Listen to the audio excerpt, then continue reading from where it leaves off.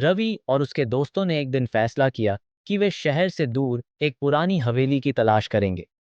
यह हवेली एक सुनसान जगह पर थी, जिसे लोग भूत बंगला कहते थे। सुना था कि वहां एक पुरानी आत्मा का साया है, जो रात के अंधेरे में प्रकट होती है। रात के 12 बजे रवि, समीर, नेहा और पूजा अपनी कार से हवेली के पास पहुंचे। चांदनी रात थी, लेकिन हवेली के आसपास सिर्फ अंधेरा पसरा हुआ था। हवेली की दीवारें जर्जर हो चुकी थीं और अंदर जाने का रास्ता एक बड़े दरवाजे से था, जो हल्की हवा से खुद ही हिल रहा था।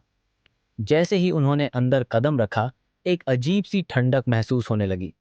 नीचे लकड़ी के पुराने फर्श थे, जो पैरों की आहट से चरमराने लगे।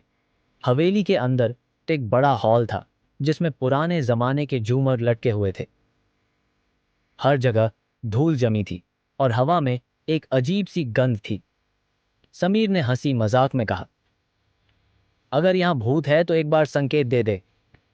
और जैसे ही उसने यह कहा, एक पुरानी कुर्सी जोर से हिल गई। सबके चेहरे का रंग उड़ गया। पूजा ने घबराकर कहा, चलो यहाँ से चलते हैं। लेकिन रवि ने तय किया कि वह ऊपर वाले कमरे तक जाएगा। सब डर गए, लेकिन उसके साथ चल पड़े। सीढ़ियां पुरानी थीं और हर कदम पर अजीब सी आवाजें हो रही थीं, जैसे कोई साथ साथ चल रहा हो। जैसे ही उन्होंने एक कमरे का दरवाजा खोला, अंदर एक बड़ा शीशा था।